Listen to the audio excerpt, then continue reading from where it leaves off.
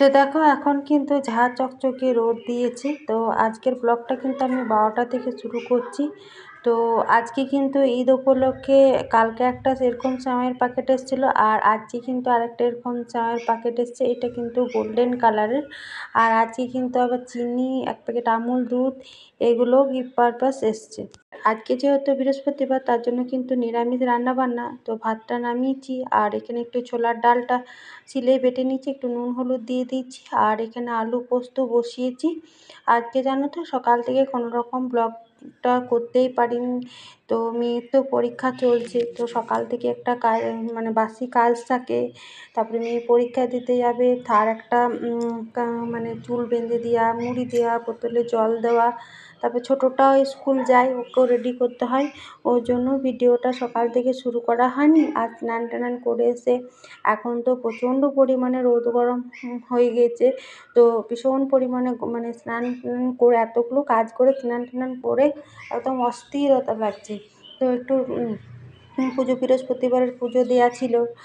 তারপরে ভাতটা বসিয়েছিলাম, হয়ে গেছে। তারপরে তোমাদের সাথে একটু শেয়ার করি। আর ভাতটা হয়ে গেছে, এখানে পোস্তটা নামিয়ে দিচ্ছি। এবারে পোস্তটা হয়ে যাবে। ভাতের সাথে আলুটা দেওয়া ছিল, ওই জন্য পোস্তটা একটু তেল দিয়ে পাঁচফোড়ন দিয়ে পোস্তটা করলাম। আর দেখো পোস্তটা কিন্তু হয়েও গিয়েছে। আর আমাদের ঘরে কিন্তু সবাই এরকম ঝোলা ঝোলা পোস্ত খেতে পছন্দ করে। মেয়ে দুটো পছন্দ করে, ও কিন্তু এরকম ঝোলা ঝোলা পোস্ত খেতে বেশ পছন্দ করে। আর পোস্ততে কিন্তু আমি বিয়েবাড়িতে দেখেছি উপর থেকে এরকম কাঁচা তেল দেয়, তাহলে পোস্ত খেতে ভালো লাগে। তো পোস্তটা আমার হয়ে গেল। আর এখানে ছোলার ডালটা ভিজতে দিয়েছিলাম, সেটাই বড়া করে একটু মতো টক মতো করবো। এই গরমের দিনে একটু টক ছাড়া ভাত খাওয়া হয় না। এখন তো সবজির কোনো জুতজাত নেই। আর ছোটোটা দেখো এখানে স্নান টান করিয়ে দিয়েছি, ওকে ভাত টাত খাইয়ে আজকে কিন্তু ঘুম পাড়াবো। আর রান্না কিন্তু সিম্পল রান্নাবান্না আমার হয়ে যাবে। আর ও খেলো এখানে ভাত। আর এখন মেয়েটাকে আনতে যাবে এখন।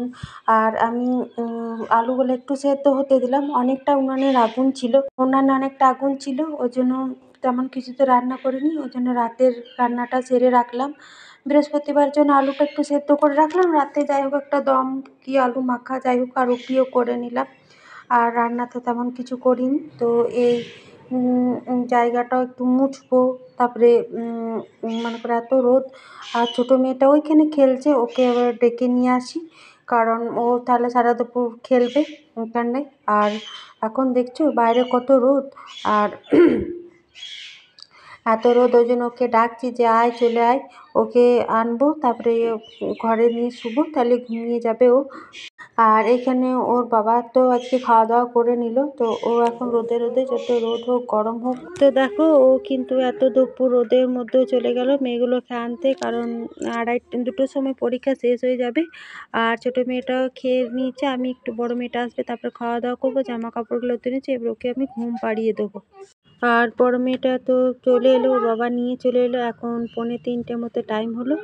আর আমি এখানে ছোটো মেয়েটাকে নিয়ে ঘুমাচ্ছিলাম মেঝেতে, তো এখনও ঘুমাচ্ছে। আর তারপরে বড় মেয়েটা এলো। আর দেখো এখনও পর্যন্ত কত রোদ। তো আমরা এবার খাওয়া দাওয়া করবো।